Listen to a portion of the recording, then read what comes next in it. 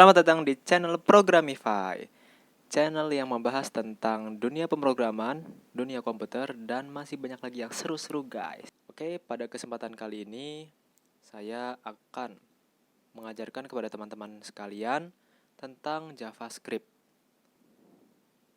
Apa itu JavaScript? Sebelumnya teman-teman udah pernah dengar belum JavaScript itu apa? Kalau ada yang udah pernah dengar, bagus. Tapi kalau ada yang belum, tenang. Saya akan ajarkan teman-teman semua apa itu JavaScript secara sekilas, oke? Jadi, JavaScript adalah sebuah bahasa script yang memungkinkan kita untuk memperbarui konten secara dinamis, mengontrol multimedia, menganimasikan gambar, dan hampir semuanya yang lain. Pengertian ini saya ambil atau saya kutip dari developer.mozilla.org mengenai what is JavaScript. Kemudian, kita akan belajar mengenai susunan standar teknologi web. Ilustrasinya seperti ini, teman-teman. Kita ilustrasikan susunan standar teknologi web ini sebagai kue, di mana di lapisan paling bawah terdapat bahasa pemrograman, yaitu JavaScript. Di atasnya ada CSS, dan di atasnya lagi ada HTML. Nah, dua bahasa di atas JavaScript ini kita gunakan untuk membuat website. CSS digunakan untuk menggayakan website kita atau membuat website kita memiliki tampilan yang bagus atau cantik.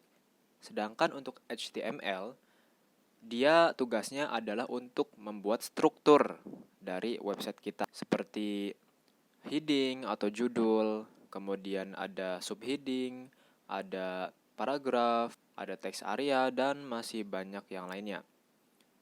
HTML itu sendiri merupakan singkatan dari Hypertext Markup Language.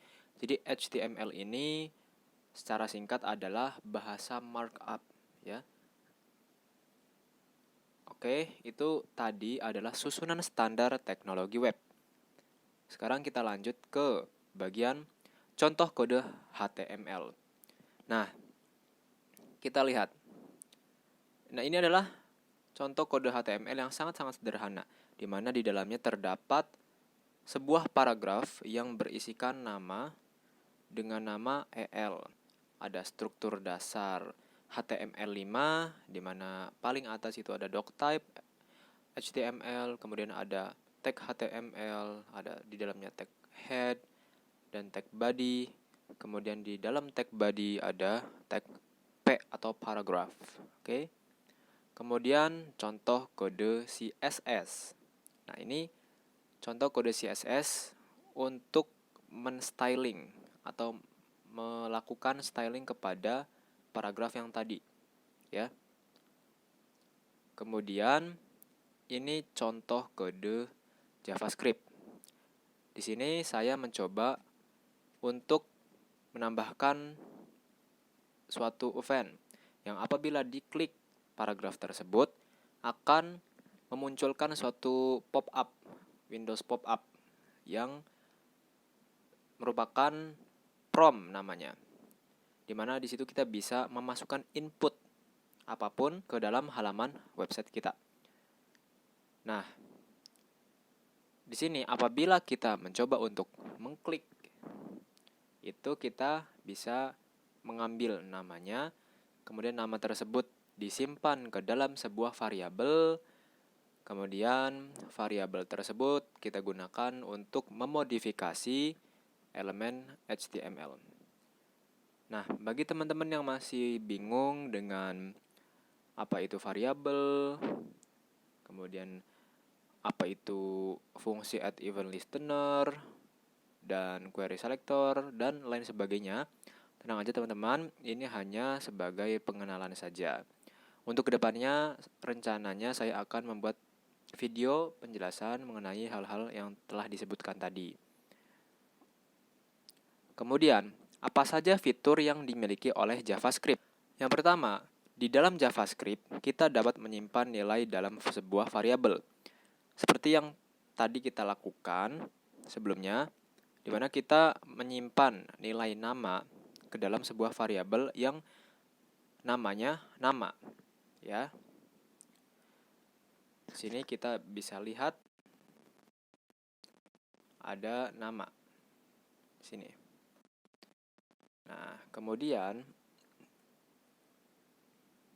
kita juga bisa memiliki beragam tipe data, teman-teman. Kalau kita lihat pada contoh yang sebelumnya, tipe data dari nama ini merupakan tipe data string. Tipe string digunakan untuk menyimpan kumpulan karakter atau biasa kita sebut sebagai kalimat atau teks di dalam kutip 2 ini, ya. Kita menyimpan kumpulan karakter-karakter tersebut di antara kutip 2 ini. Oke. Jadi itu adalah tipe data string. Nah, untuk penjelasan tipe data sendiri, insya Allah kedepannya akan saya buatkan, ya, supaya teman-teman lebih paham lagi mengenai tipe data.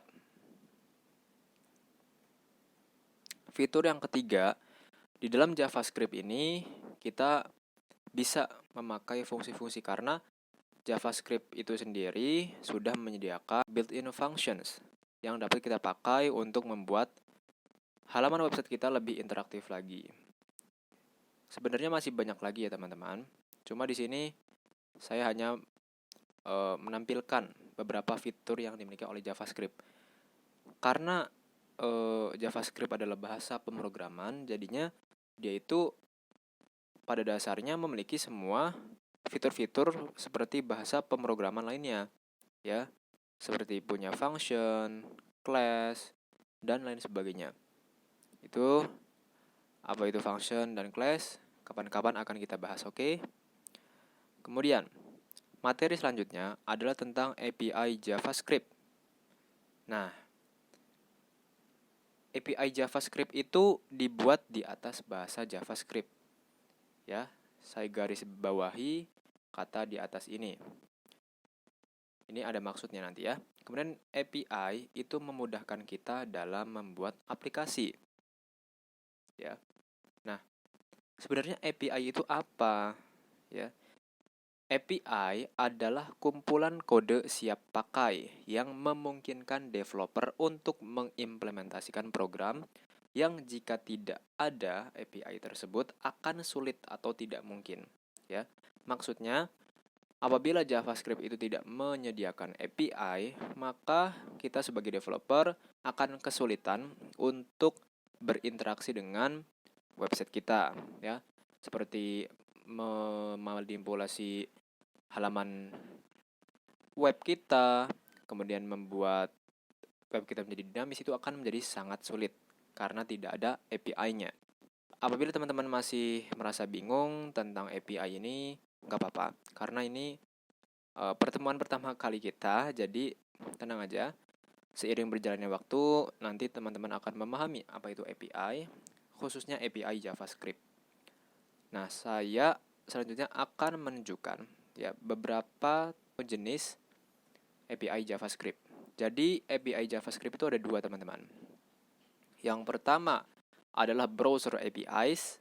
Seperti yang telah dikatakan tadi, bahwa API itu dibangun di atas bahasa JavaScript, teman-teman. Ya, ini adalah ilustrasinya.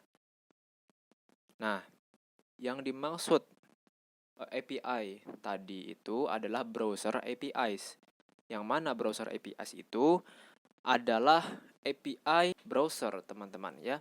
API untuk berinteraksi dengan browser. Jadi, browser APIs ini merupakan API yang telah disediakan oleh JavaScript itu untuk kita sebagai developer menggunakannya. Setelah itu, selain browser APIs, kita juga harus tahu mengenai third-party APIs. Third-party APIs ini maksudnya adalah API pihak ketiga, di mana API ini berada di luar browser, ya, maksudnya tidak disediakan oleh JavaScript. Jadi kita harus mencarinya sendiri di suatu laman website, ya.